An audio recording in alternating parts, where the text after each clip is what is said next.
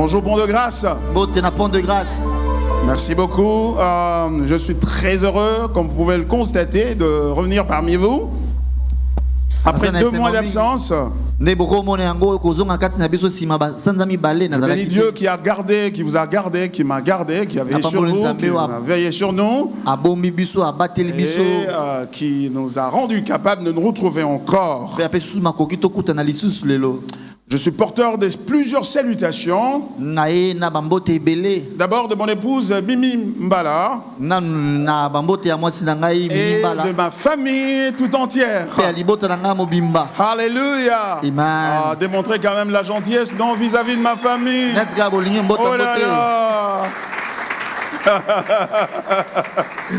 Vraiment, ils vous aiment beaucoup. Ils m'ont demandé de vous saluer. Oh, que son nom soit glorifié, le Seigneur, pour ce qu'il a fait. Et l'église est en bonne santé. L'église va très bien. Et elle vous salue tous. Merci beaucoup. Un grand merci à tous mes coordonnateurs. Papa Freddy, merci. Merci beaucoup aussi au cordon. Diego. Pour leur travail merveilleux pendant que j'étais absent, et à tous les leaders de l'église, tous les responsables, merci infiniment. Merci à vous tous, merci à notre équipe d'adoration qui fait un travail merveilleux. J'étais en train de vous voir, hein. Je regardais, j'ai senti que c'était merveilleux. Merci pour le travail. Et vous savez, les hommes peuvent oublier ce que vous faites pour Dieu, y compris moi, je peux oublier. Mais Dieu ne peut jamais oublier ce que vous faites pour lui, pour sa maison. C'est pourquoi la Bible dit, et c'est l'apôtre Paul qui parle ici, disant, puisque nous travaillons avec Dieu, nous vous exhortons à ne point prendre la grâce de Dieu en vain. Nous travaillons avec Dieu. Nous ne sommes pas seuls dans cette affaire. Il est avec nous. Peu importe ce qui nous entoure, ce que nous observons autour de nous, Dieu est avec nous. Et Dieu est à l'œuvre dans cette église. Et c'est une invitation implicite de vous embarquer avec nous dans ce que Dieu est en train de faire au milieu de nous ici. Hein. Et nous disons merci à tous ceux-là qui sont venus pendant les 2 mois où j'étais absent. Merci beaucoup. Et j'ai quand même de gens spéciaux à présenter. Il s'agit de mon frère Trésor et sa chère épouse. Merci d'être venu. Est-ce qu'ils peuvent se lever en dire encore merci? Ils se sont mariés pendant que je n'étais pas là. L'église tourne même quand moi je ne suis pas là. Merci, regardez-les. Comment ils sont beaux, hein? Regardez-les. Ah ben voilà. Hein? Voilà. Ma soeur Fallon, merci. Sois la bienvenue à Pont de Grâce. Merci frère Trésor pour le transfert. Que Dieu vous bénisse. Je vous prie de reprendre votre place. God is good. All the time. And all the time. God. Oh yeah, he is so good. Voilà. Cela dit, je voudrais prier avant de nous embarquer dans le partage de la parole ce matin. Père, nous te rendons grâce pour ta parole. Nous avons besoin d'elle, car en elle nous trouvons la vie. Et cette vie, c'est la gloire de ta personne que tu as révélée au travers de Christ, ton Fils bien-aimé que tu nous as donné comme un don pour notre jouissance. Tu ne l'as pas donné pour que nous puissions aller ailleurs et que nous puissions bondir sur lui et aller à autre chose de plus excitant. Tu nous l'as donné pour que nous puissions jouir de lui. Aide-nous ce matin à jour de lui au travers de tes écrits, Seigneur. Parle à nos cœurs, nous te prions. Au nom de Jésus. Amen. Amen. Bien-aimés dans le Seigneur, encore une fois, soyez les bienvenus à Pont de Grâce. Le dernier sermon que je donnais ici appartenait à une série intitulée comme suit.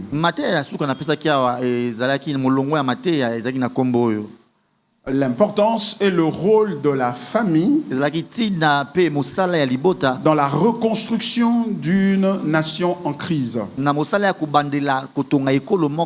étions en train de réfléchir autour de cette thématique-là, c'est-à-dire de la famille et de la reconstruction nationale. Il n'est un secret pour personne que notre pays, la République démocratique du Congo, est en train de traverser des moments tumultueux, difficiles. Et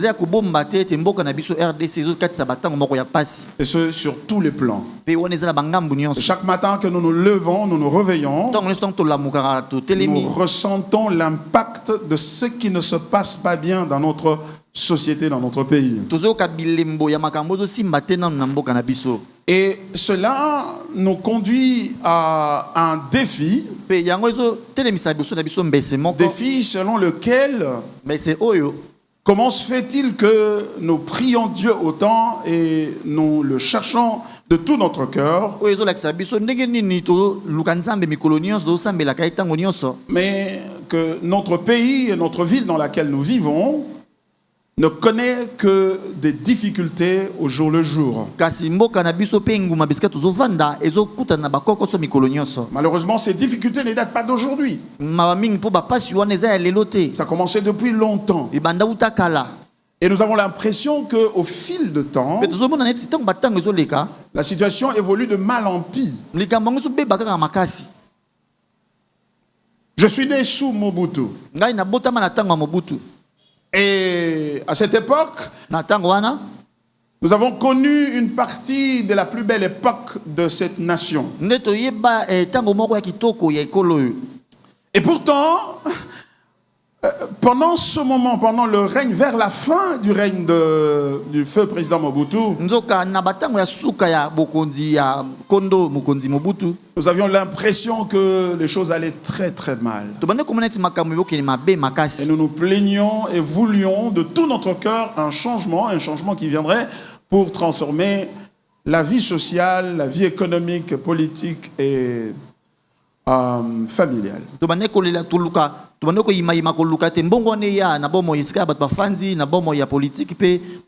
depuis là, les régimes se sont succédés. Et nous ne pouvions jamais rêver à ce moment-là que 30 ans plus tard, au moins, nous allions envier ce que nous étions en train de décrier hier. Que nous regretterions le départ de Mobutu, etc. Non, relaxez-vous, vous n'êtes pas dans un meeting politique. Mais ce qui est important, c'est de savoir que sans la compréhension de ce qui nous entoure et donc de la politique, il est difficile de mieux vivre notre vie de foi. C'est pourquoi l'apôtre Paul, parlant, s'adressant à son fils Timothée, fils de la foi, il dit: je veux que les prières soient élevées en faveur de tous les hommes, et particulièrement ceux qui sont élevés en dignité. Pourquoi? Parce que notre quiétude de tous les jours dépend des actes, donc des décisions qu'ils sont en train de prendre au quotidien. Donc voyez-vous, nous sommes confrontés à la réalité politique, économique, sociale au jour le jour. La Bible ne nous dit pas de faire l'autruche, c'est-à-dire enterrer notre tête dans le sable, espérant que, en le faisant, eh ben, les choses vont changer d'elles-mêmes.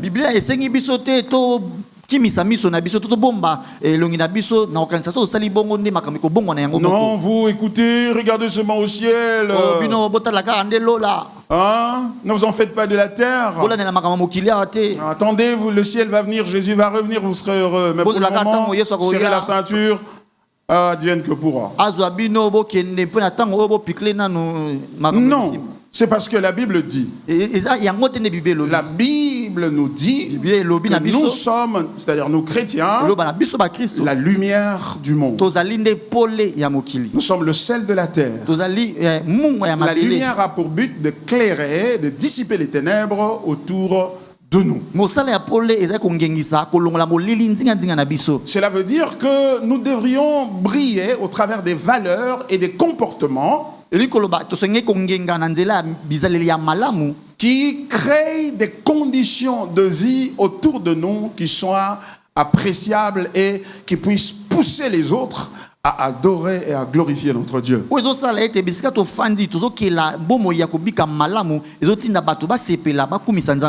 C'est ta responsabilité devant Dieu de créer un environnement qui va inspirer la glorification de Dieu, qui va pousser les autres à glorifier Dieu. N'est-ce pas cela la pensée initiale de Dieu lorsqu'il a créé Adam et Ève, n'est-ce pas? La Bible dit qu'il est créé à son image, à sa ressemblance. Il plaça dans le jardin d'Éden et leur dit: multipliez et remplissez la terre.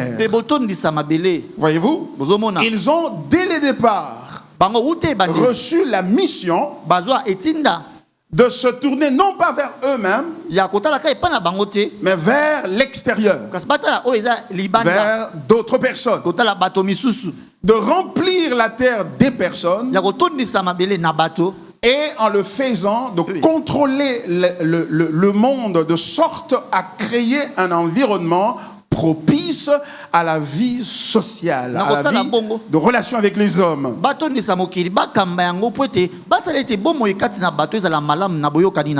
vous comprenez que l'idée de vivre est associée à l'idée de servir autrui. C'est la raison même pour laquelle Dieu crée. Parce que on se dirait, il est Dieu tout-puissant, n'est-ce pas? Et en tant que tel, il pouvait donc commencer à créer plusieurs des milliards des hommes et les placer sur la terre automatiquement. Mais c'est pas comme ça qu'il avait commencé.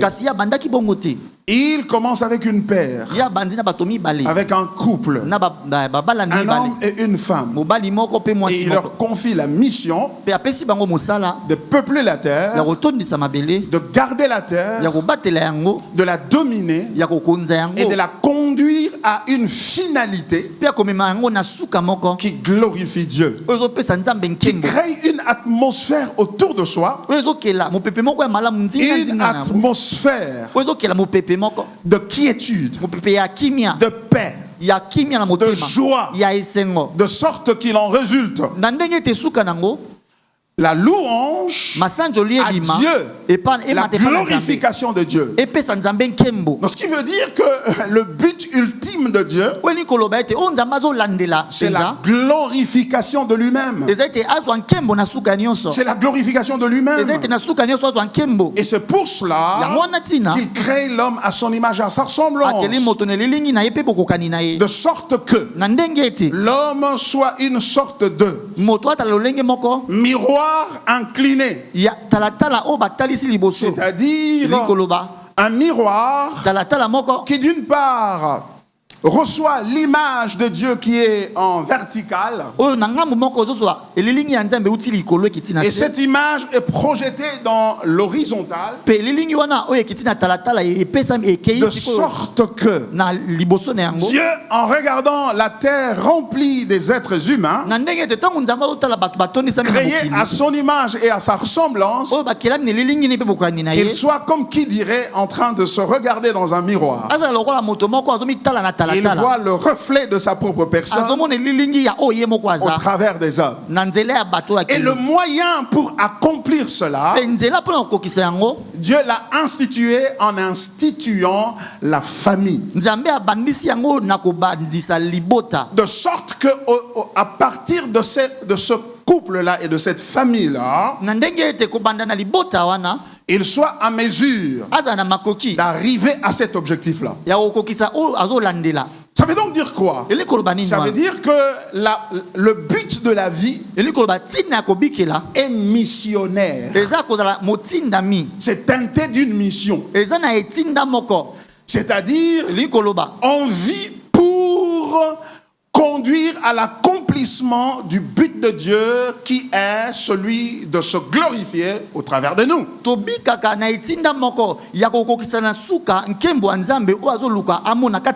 En d'autres termes, vivre, se glorifier Dieu, vivre, se poursuivre la glorification de Dieu avec toute sa force, son énergie. Et ce que nous sommes. Voyez-vous?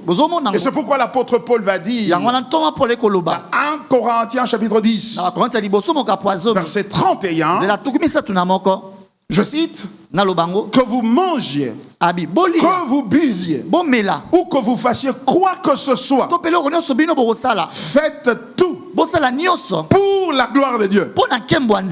Alléluia. Voyez-vous? Donc vivre, se glorifier Dieu. En d'autres termes, le grand rêve que chacun de nous devrait avoir. Comment ma vie peut servir à la glorification de Dieu? Et cette glorification de Dieu ne vient pas de moi d'abord, mais vient du fait qu'en posant des actes, la nature de ces actes-là est telle que ces actes-là provoquent dans la vie des autres l'admiration pour Dieu et la glorification de Dieu. Vous comprenez? Donc, je vis en vue de provoquer la glorification de Dieu. Et quand je vois les autres en train de glorifier Dieu, moi aussi je le glorifie en réponse. En d'autres termes, la source de ma joie, c'est l'expression de la joie des autres en se rendant compte de la gloire de Dieu. Et leur joie dans la glorification de Dieu, au travers de mes actes et mes paroles, me conduit à glorifier Dieu et à me réjouir. Alléluia. Amen. Par conséquent, tout ce que l'on fait pour soi-même, cette sorte d'enveloppement, cette sorte d'auto-satisfaction, est naturellement et étroitement opposé au but de la vie. C'est pourquoi Jésus quand on va revenir, et c'est cela la définition du péché. Vous remarquez lorsque Satan vient vers Adam et Ève, alors dit Dieu a dit que vous ne devriez pas manger de tous les fruits des arbres du jardin. Ils disent non, Ève dit non. Dieu avait dit que nous pouvions manger de tous les fruits des arbres du jardin, c'est de l'arbre de la connaissance du bien et du mal. Le jour où nous en mangerons, nous mourrons. Et le diable de rétorquer tout de suite, vous ne mourrez pas. Mais Dieu sait que le jour où vous en mangerez, vos yeux s'ouvriront et vous deviendrez comme lui. Si vous devenez comme Dieu, ça veut dire que Dieu devient un collègue. Donc la relation de supériorité cesse d'exister. Ça devient à la limite une relation d'égalité. Et si lui il est collègue, ça veut donc dire que nous ne sommes plus tenus de vivre pour la poursuite de sa gloire. Voyez-vous? Nous ne vivons plus pour lui, mais nous vivons maintenant pour nous-mêmes. Parce que nous sommes juste comme lui, n'est-ce pas? Et c'est ça l'essence du péché. Le péché au fond, au cœur du péché, c'est qu'il y a, c'est la poursuite de l'intérêt personnel. au lieu de la poursuite de Dieu. Et la supercherie,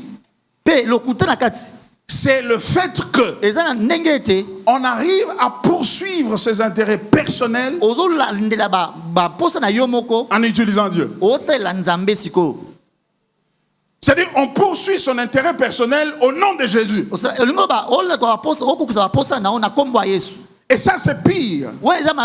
Parce que c'est la désactivation de Dieu. Vous l'avez désactivé.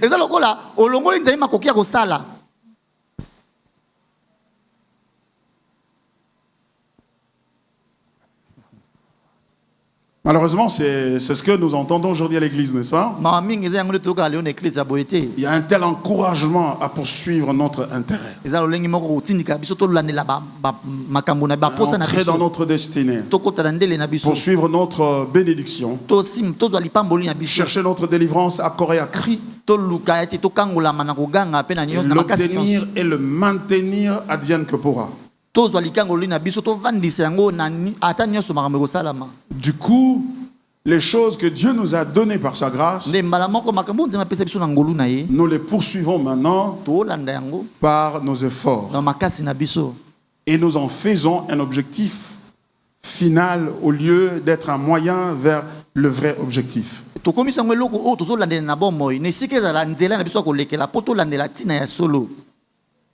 Et remarquez que dans Jean chapitre 15 verset 16, je suis en train de faire une révision rapide pour que vous puissiez comprendre là où nous en étions la fois passée et comment nous allons procéder à partir de là. Ce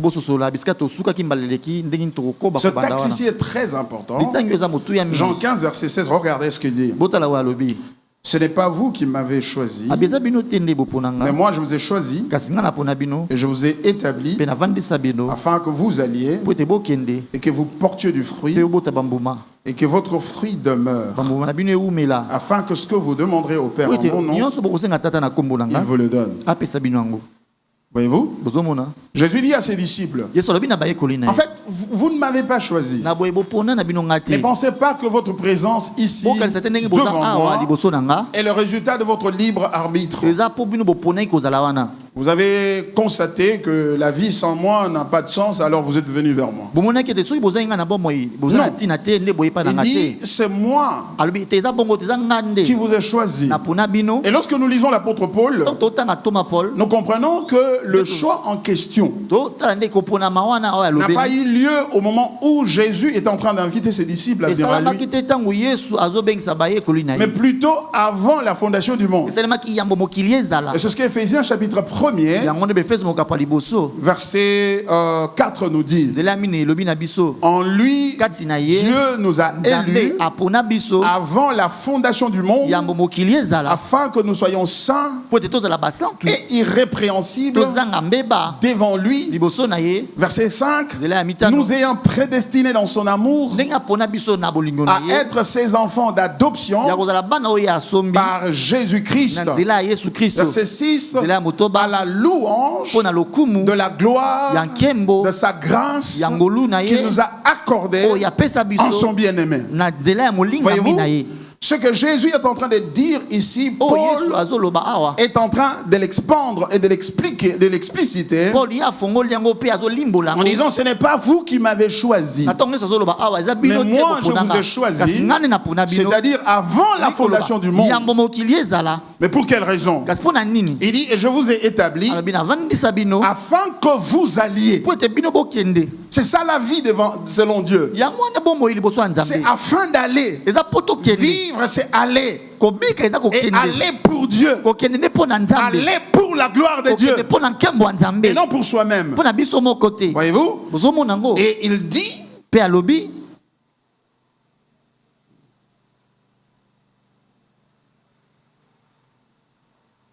afin que vous alliez et que vous portiez du fruit et que votre fruit demeure, afin que ce que vous demanderez au Père en mon nom, il vous le donne.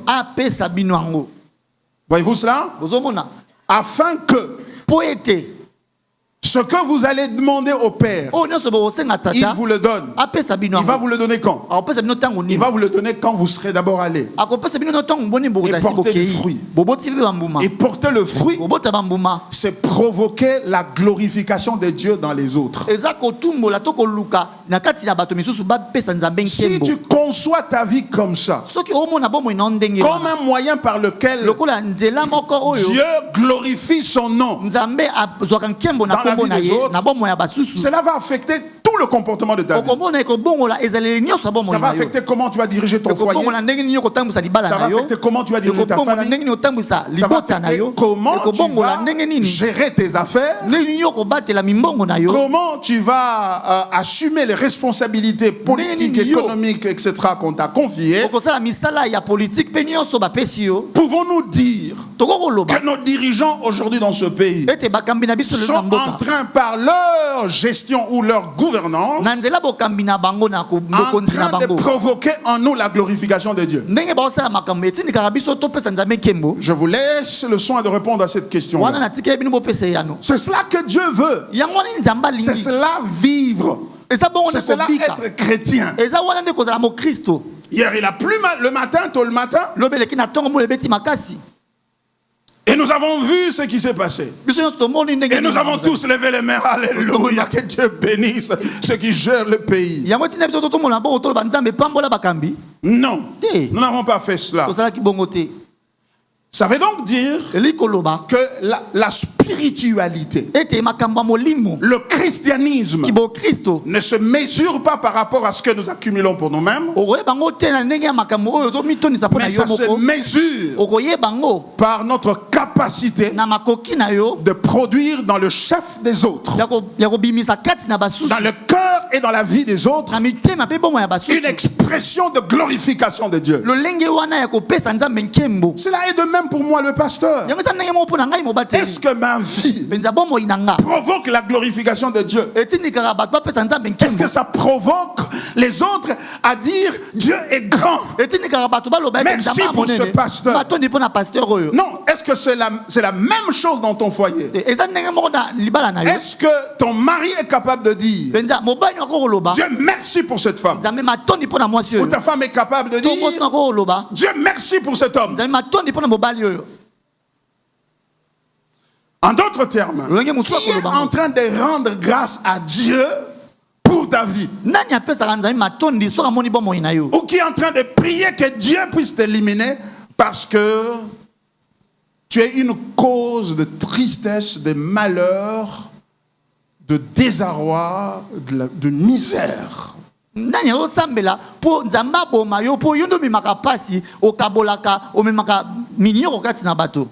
Ça veut donc dire quoi? Ça veut dire que la vie selon Dieu consiste à pousser les autres à adorer Dieu. Et Dieu lui-même vit par ces principes-là. Lui-même, Dieu, considère sa vie comme une vraie vie quand il provoque les autres à glorifier Dieu. Et heureusement que c'est lui-même qui est le Dieu là. Donc l'auto-glorification en Dieu est une valeur. Pourquoi? Parce que tout le monde est censé pousser tout le monde à glorifier Dieu. Y compris Dieu. Seulement dans le cas de Dieu, ça devient une auto-glorification. Pourquoi? Parce que lui-même Dieu aussi dit je dois parler, je dois vivre, je dois faire de manière à provoquer dans les autres la glorification de Dieu que je suis.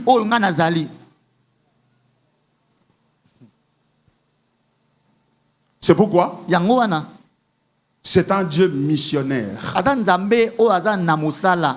C'est un Dieu missionnaire. La mission pour provoquer la joie dans les autres au sujet de Dieu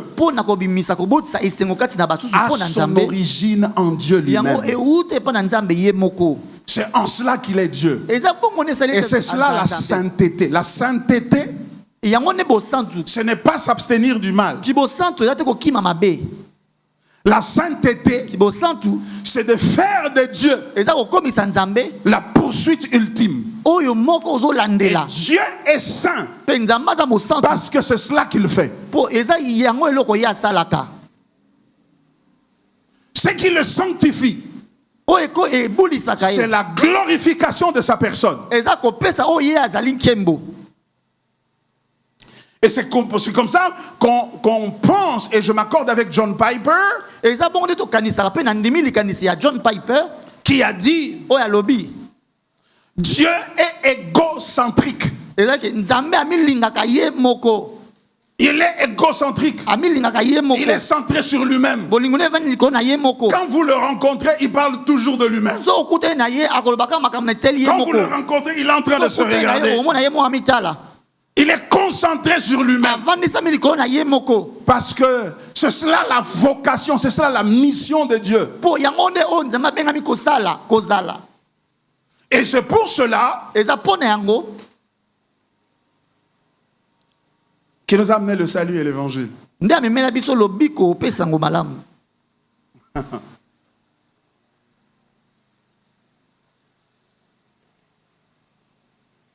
Nous envoyer Jésus pour notre rédemption, c'est le prolongement de la préoccupation de Dieu à se centrer sur lui-même. Et ça, c'est une bonne nouvelle. Et nous lui disons, Papa, Fanda na yo, Fanda na yo, Umela, Seko na Seko. Glorifie-toi, parce que si tu te glorifies, nous nous trouvons compte, dans ton auto-glorification.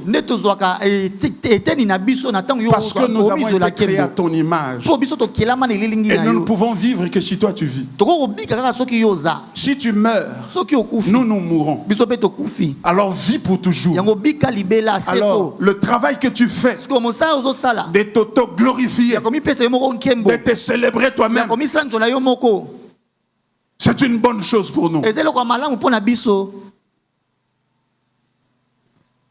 Frères et sœurs, je sais que ce que je dis là est profond. Ça demande vraiment l'aide du Saint-Esprit pour mieux appréhender cela. Et je lui fais entièrement confiance.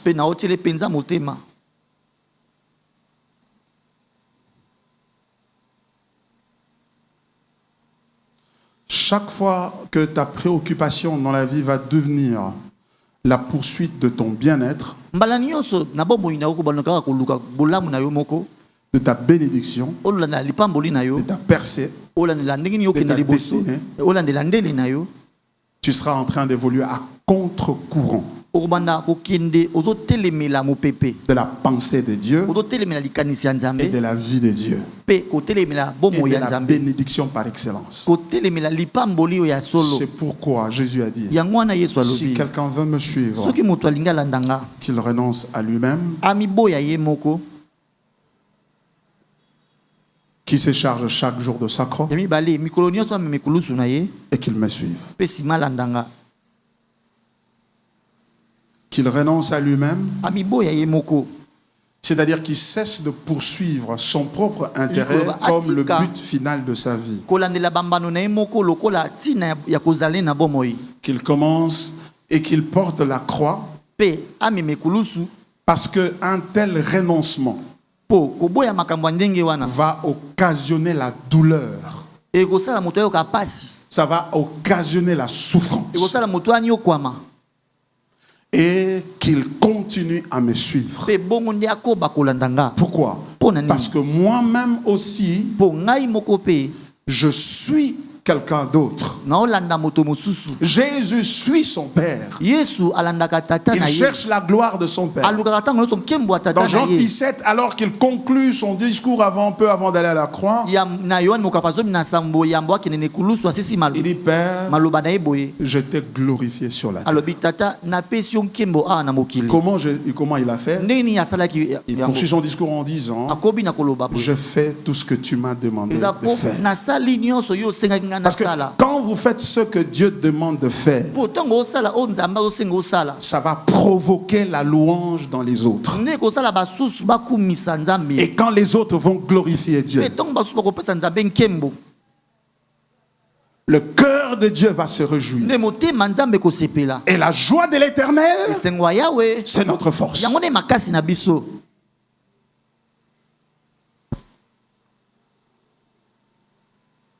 Bien-aimé en Seigneur.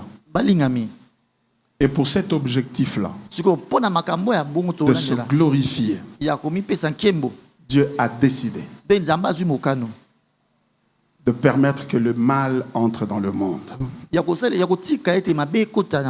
D'autant plus que ce mal-là conduit à la glorification de Dieu. C'est-à-dire, dans ce monde ici, le fait que Satan soit venu tenter Ève et qu'il en ait résulté le péché et le jugement et les douleurs que nous sommes en train de connaître aujourd'hui à cause du péché, ce n'était pas un hasard. C'était dans le but de glorifier Dieu, afin que nous apprenions que non seulement le bien, même le mal glorifie Dieu. C'est ainsi que Romains chapitre 8 verset 28 peut se justifier. Le texte qui dit, toute chose concourt au bien de ceux qui aiment Dieu, de ceux qui sont appelés selon son dessein. Quel est le dessein de Dieu? Le verset suivant, il le dit.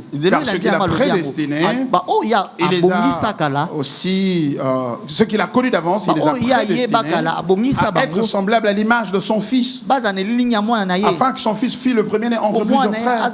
Et ceux qu'il a prédestinés, ceux qu'il a prédestinés, il les a aussi appelés. Ceux qu'il a appelés, il les a justifiés. Et ceux qu'il a justifiés, il les a glorifiés. Voyez-vous? Ça termine par la glorification. Il les a glorifiés comment? Il les a glorifiés en ce que ceux qui sont justifiés sont maintenant consacrés à la glorification de Dieu. C'est-à-dire poser des actes, parler, agir de manière à provoquer dans le chef des autres la glorification de Dieu. Et quand Dieu est glorifié, eux, en retour sont glorifiés. C'est pourquoi nous avons intérêt à glorifier Dieu. Pourquoi? En le glorifiant, il nous glorifie. Jésus a parlé comme ça, n'est-ce pas? Père, je t'ai glorifié, j'ai accompli l'œuvre, et maintenant toi, glorifie-moi de la gloire que j'avais auprès de toi. La glorification dans nos vies est un effet retour, c'est un feedback de notre acte de glorification de Dieu.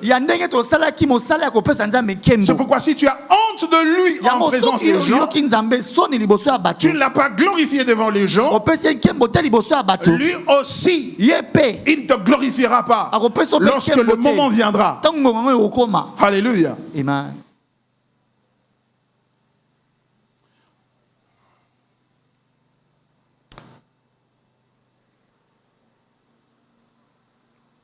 Et le fait que le bien et le mal concourent pour à la glorification de Dieu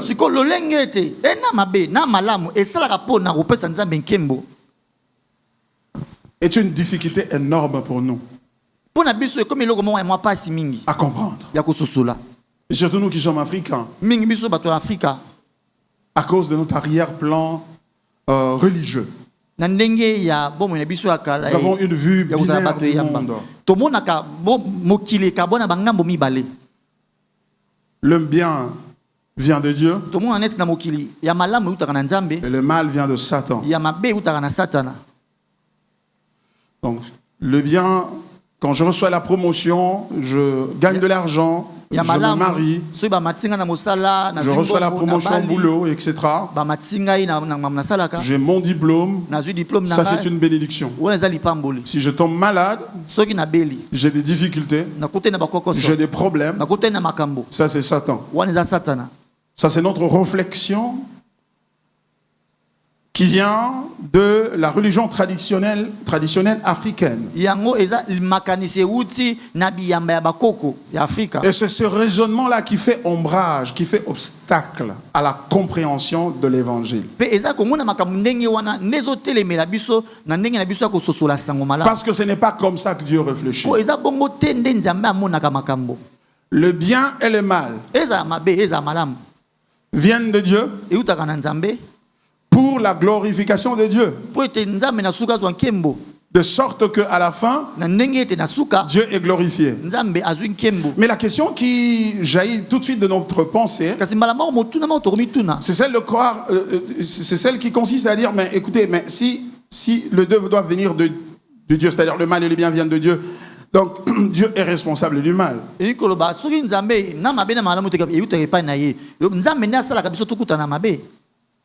C'est lui qui est l'origine du mal. Nous disons non tout de suite. Parce que la Bible nous enseigne que Dieu est saint et juste et parfait. Alors comment concilier les deux? Tu ne pourras jamais les réconcilier. Tu ne peux que y croire. C'est pourquoi la Bible dit que sans la foi, il est impossible de lui être agréable. Si tu veux suivre Dieu dans cette sorte de mathématiques, tu ne vas pas t'en sortir. Non pas parce qu'il n'a pas la volonté de t'expliquer ces choses, mais parce que toi et moi, nous avons une intelligence tellement limitée que nous ne pouvons pas absorber tout ce que Dieu peut nous expliquer de ce phénomène-là.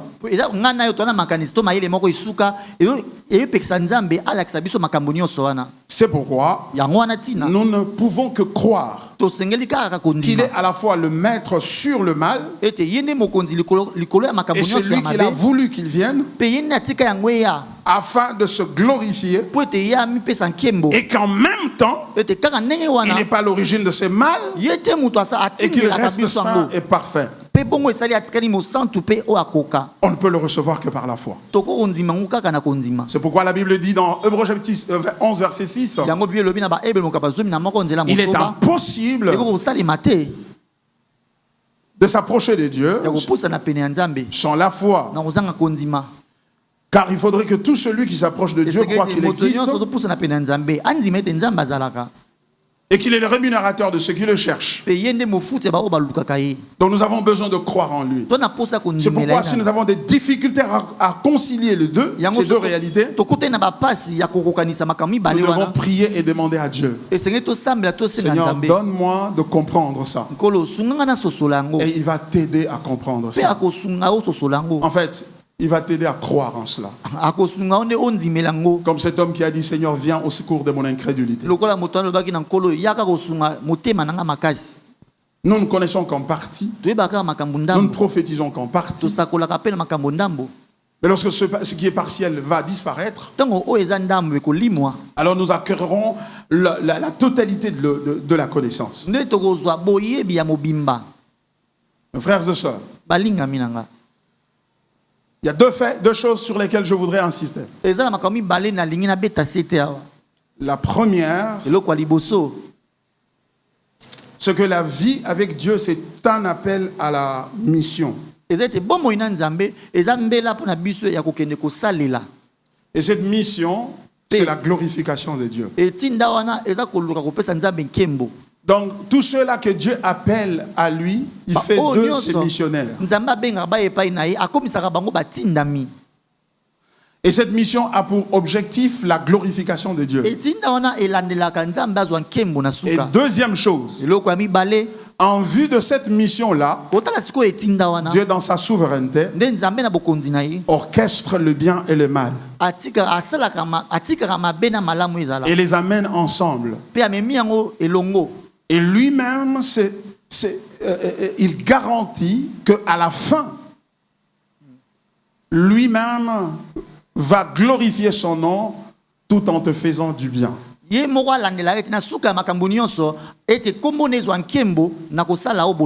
Par conséquent, tu as besoin de lui faire confiance. Vous voyez? Donc il n'y a pas un autre moyen pour pouvoir faire face à cette réalité que de faire confiance en Dieu. Tu ne vas pas tout comprendre. Tu ne vas pas comprendre comment ton mari commence à se comporter comme ça. Comment ta femme commence à se comporter comme ça. Comment tes parents ou tes enfants commencent à se comporter de la manière dont ils se comportent. Comment les dirigeants qui hier parlaient de la démocratie, aujourd'hui au pouvoir, ce qu'ils sont en train de faire est loin de ressembler à la démocratie. Tu ne peux le comprendre qu'en faisant foi en Dieu. Alors pour voir cela, je vous ramène au texte de Genèse, au chapitre 45, comme une illustration de cette réalité-là. Et ne perdez pas de vue que nous sommes en train de parler de l'importance et du rôle de la famille dans la reconstruction d'une nation en crise. Ce que nous voulons dire, c'est que nous voulons voir comment la parole de Dieu, qui émerge de cette manière-là de voir la vie et d'interpréter la vie comme étant la glorification de Dieu,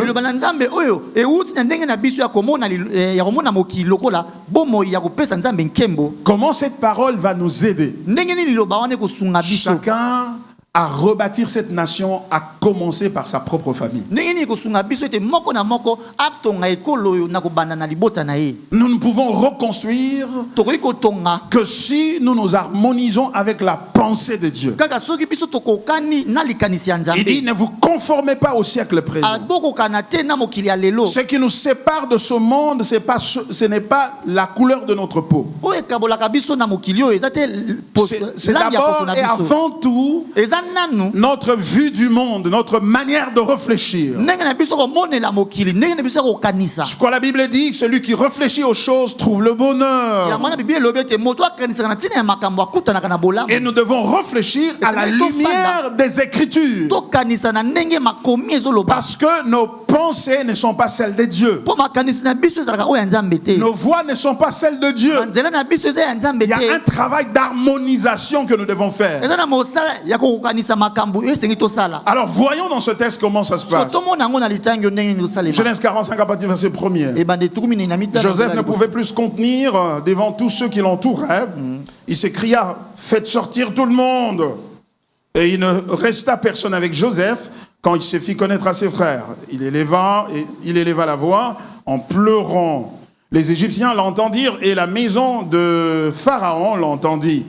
Joseph dit à ses frères, je suis Joseph. Mon père vit-il encore? Mais ses frères ne purent lui répondre, car ils étaient troublés en sa présence. Joseph dit à ses frères, approchez-vous de moi, et ils s'approchèrent. Il dit, je suis Joseph, votre frère, que vous avez vendu pour être mené en Égypte. Maintenant, ne vous affligez pas, et ne soyez pas fâchés de m'avoir vendu pour être conduit ici, car c'est pour vous sauver la vie que Dieu m'a envoyé devant vous. Voilà. Je vais m'arrêter là d'abord. Voyez-vous, ici, nous avons lu ce texte ici, et très clairement nous voyons que ce qui a aidé Joseph à faire face à cette crise au niveau de la famille, c'est qu'il avait le fondement que je viens de vous expliquer ici en long et en large. C'est-à-dire que vivre, c'est poursuivre la gloire de Dieu. Et poursuivre la gloire de Dieu veut dire quoi? Ça veut dire parler, poser des actes autour de soi qui provoque dans les autres la glorification de Dieu. En d'autres termes, l'accomplissement de la volonté de Dieu. L'accomplissement des desseins de Dieu, de plan de Dieu. Dieu avait ses desseins pour Israël. Il a appelé Abraham, il lui a fait des promesses de lui donner le pays de Canaan, de le bénir et de bénir sa postérité, et de bénir le monde entier au travers de lui. C'était ça le dessein de Dieu, le but de Dieu. Et c'est l'accomplissement de ce but-là qui va glorifier Dieu. Pourquoi? Parce qu'au travers de cet accomplissement-là, il va en résulter la venue du Messie qu'il a promis depuis Genèse chapitre 3 verset 15. Où il dit dans ce texte, il promet au serpent la postérité de la femme t'écrasera la tête et tu lui mordras le talon. Il parlait donc du Rédempteur, de Jésus qui devait venir longtemps après. Mais pour que ce Jésus-là vienne, Dieu a choisi Abraham comme l'homme par lequel le Messie va venir. Et il a fait des promesses. Et Abraham est parti, il est mort. Isaac, qui était son fils, est mort. Jacob est resté. Il a eu 12 fils, dont Joseph. Ils sont dans Canaan. Et Dieu dit que je vais accomplir ses plans au travers de ce peuple. Je leur ai promis cette terre de Canaan. Et rappelez-vous, Jacob était déjà dans Canaan. Il était déjà dans Canaan, mais ne pouvait pas prendre possession de cette terre. Pourquoi? Parce qu'ils étaient peu nombreux. Ils étaient peu nombreux. Ils ne pouvaient pas conquérir cette terre-là. En fait, ils ne pouvaient pas la gérer. Ce n'était pas la force de conquête qui leur manquait parce que c'est Dieu qui leur avait promis la conquête. Mais regardez ce que Dieu fait. Là, je suis en train de vous amener à sur un plan élevé. C'est-à-dire, c'est comme si nous entrions dans un hélicoptère et nous commençons à survoler les textes bibliques pour voir ce qui est en train de se passer. Dieu dit, ils sont ici à Canaan, mais ils ne sont pas nombreux. Si je chasse tous ces gens ici, les actuels habitants de Canaan, ils ne seront pas posséder ce pays. Les bêtes de champ vont se multiplier et vont les tuer. Bon, il faut qu'ils grandissent. Si je les laisse ici, ce qui va se passer, c'est qu'ils vont commencer à se marier avec les gens qui sont ici. Et quand ils vont se marier, ils vont diluer le sang d'Abraham. Je dois les conserver. Je dois le mettre à un endroit où si je les mets là-bas, il y aura deux bénéfices. Le premier bénéfice, c'est que je dois les isoler des autres peuples, de sorte qu'ils ne se marient pas avec les autres peuples, de sorte qu'ils restent purs et un peuple, de sorte que moi je sois à mesure d'accomplir la prophétie que j'ai faite à Abraham. Ça, c'est le premier bénéfice. Les conserver comme un peuple en les isolant des autres. Le deuxième bénéfice, c'est qu'ils doivent grandir en nombre au même moment, pour que je le ramène ici à Canaan pour leur donner la possession de la terre. Comment je vais le faire? Il dit, je vais prendre Joseph. Je vais prendre Joseph, je vais l'envoyer en Égypte. Et quand il arrive en Égypte, Là-bas, il va appeler, faire venir tous ses frères. Et quand ils vont le rejoindre là-bas, ils vont s'installer là. Et après quelques années, lui, Joseph, va mourir. Et quand il meurt, ça crée maintenant une bonne opportunité pour isoler Israël. Comment je vais les isoler? Je vais créer la peur dans le pharaon et les Égyptiens qui vont le regarder comme un danger pour leur survie et la survie de leur nation. Ils vont les isoler et ne pas se marier avec eux. Ils vont commencer à les torturer et les faire souffrir. Mais pendant qu'il est en train de les isoler et de les faire souffrir, moi je vais faire croître Israël. Leurs femmes vont avoir des enfants. Ils vont grandir. On va les faire souffrir, mais ils seront toujours forts. Ils auront la tendance à être ensemble. Parce qu'à partir de cette famille, je vais les ramener en Canaan, leur donner la possession de la terre, de Canaan, et au travers d'eux, accomplir la venue du Messie. Et pour le faire, c'est-à-dire pour sa gloire, Dieu domine sur le mal et sur le bien. Alors il prend une idée. Et son idée là, c'est que ses frères vont le vendre. C'était l'idée de Dieu. Et Dieu le fait dans quelle intention? Pour qu'il soit un pont. Un pont de grâce.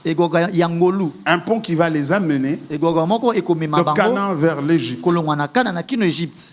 Et pour cela, il faut qu'il soit vendu comme un esclave. Et il va se retrouver en prison. Et de la prison, il va être élevé. Comment il va être élevé? Mais je vais faire rêver. Je vais amener un songe d'un pharaon qui ne sera pas décrypté.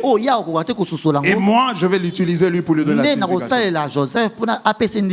Et à partir de là, je vais l'amener là-bas. Frères et sœurs, il n'y a qu'une telle compréhension qui peut nous aider à avoir la paix devant des contrastes et des paradoxes de la vie. Ce n'est pas à coup de prière que nous allons tout résoudre.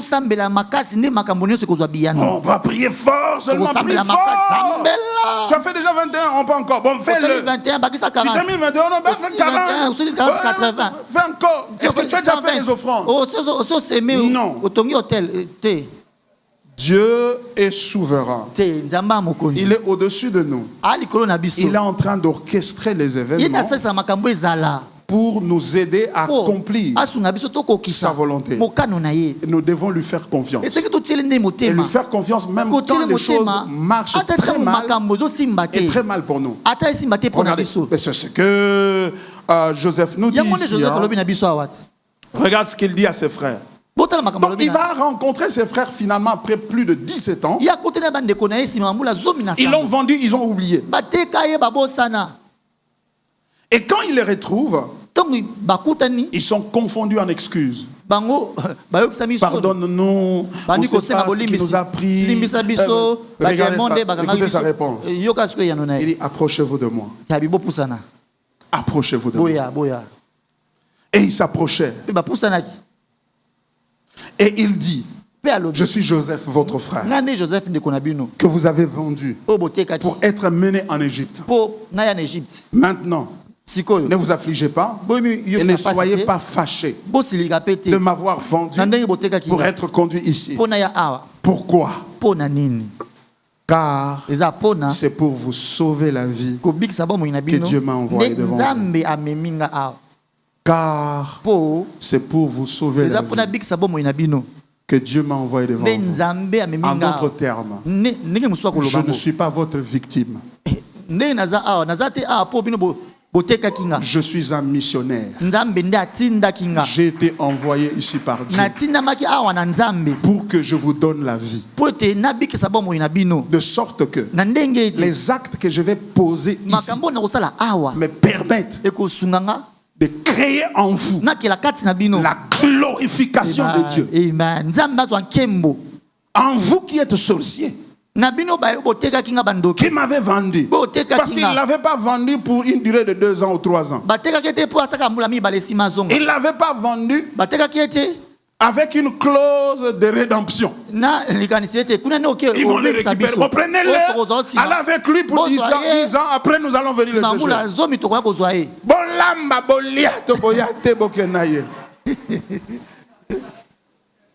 C'est comme ça. Et ça, c'est la sorcellerie. Et c'est ça la sorcellerie que nous avons aussi dans nos familles. Donc, vous voyez que la sorcellerie n'a pas commencé avec les Manyanga et les Baluba et les Bangala. Non. La sorcellerie a commencé avec Israël. Parmi les enfants de Dieu. Mais regardez comment lui a interprété cette sorcellerie. C'est ça la différence entre lui et nous. C'est cela qui fait que quelqu'un qui a souffert hier, dès qu'il devient ministre, tous ceux-là qui lui avaient fait du mal, ils ont peur de s'approcher de lui parce qu'il va leur régler les comptes l'un après l'autre. Vous voyez? Et c'est ça la différence ici. D'où vient cette différence? La différence vient de l'esprit missionnaire. L'esprit de Dieu, c'est un esprit missionnaire qui nous appelle pour être les instruments de Dieu afin de provoquer dans les autres la glorification de Dieu. Et la glorification est profonde. Lorsque celui qui vous a fait du mal se rend compte que non, il n'y a que Dieu qui peut être à mesure de conduire d'influencer cette personne à poser de tels actes. Parce que les frères de Joseph n'ont même pas cru ça.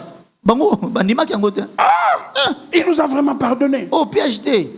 Et au chapitre 50 de Genèse, la Bible dit que lorsque Jacob mourait, Joseph n'était pas là. Alors ses frères sont allés vers lui pour lui dire, quand papa mourait, il nous a laissé une instruction ici. Ils étaient en train de mentir. Parce qu'ils ne croyaient pas que non, ce type nous a pardonné. Après ce que nous avons fait, ils ne pouvaient pas croire.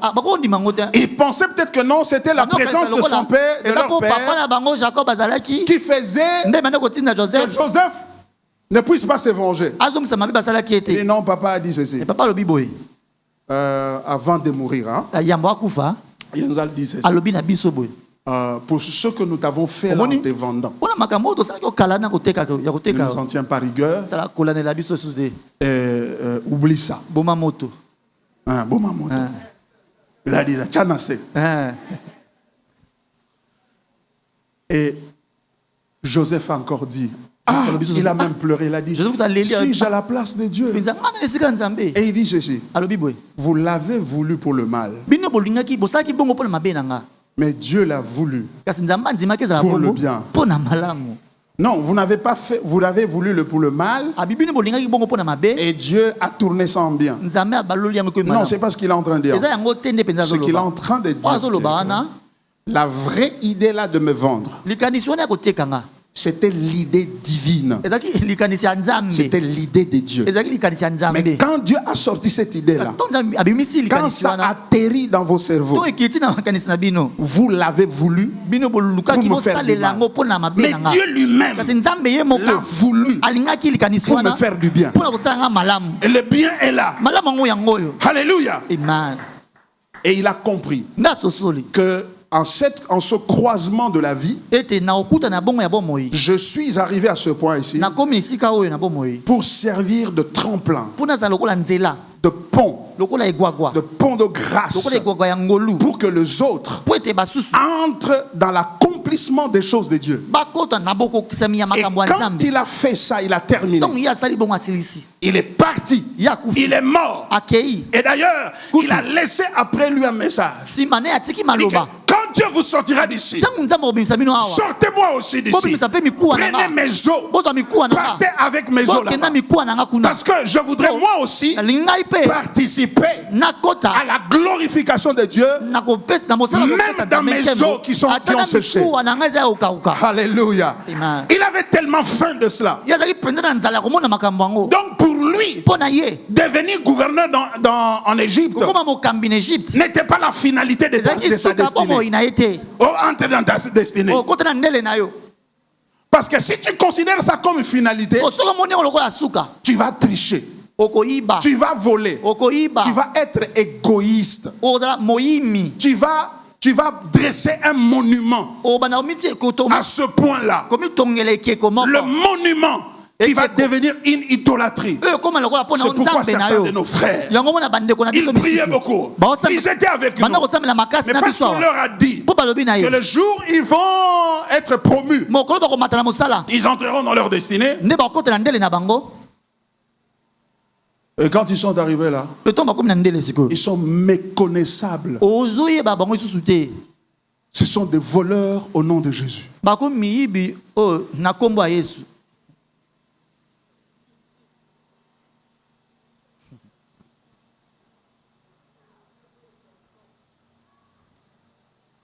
Bien-aimé mon Seigneur,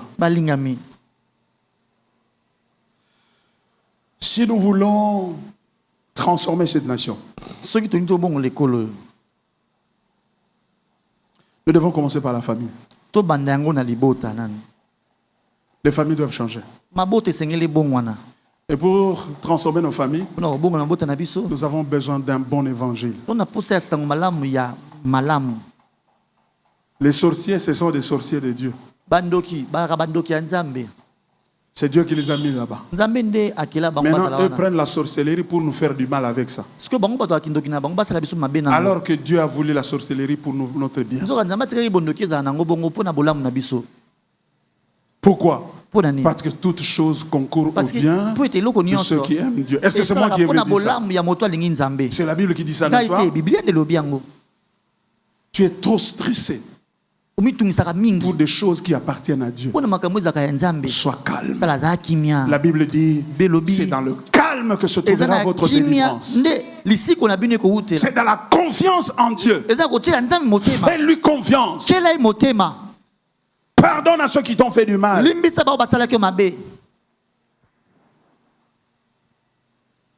Rassemble ceux qui t'ont fait la guerre hier. Ne rendez pas le mal par le mal. Pardonnez, dit le Seigneur. À moi la vengeance et la rétribution. Je bénis Dieu pour les frères de Joseph qui l'ont vendu. Je bénis Dieu pour eux. Merci pour cette vente au comptant. Par cette vente-là, le peuple de Dieu s'est retrouvé en Égypte et a été préservé. Et de là, l'Éternel est venu le sortir à main forte à droite, à bras fort et à main étendu. Et de là, il les a menés dans Canaan. Et le fait qu'il ait accompli ses promesses à eux nous rassure que nos promesses aussi vont s'accomplir. Frères et sœurs dans la foi, rebaptisons notre nation.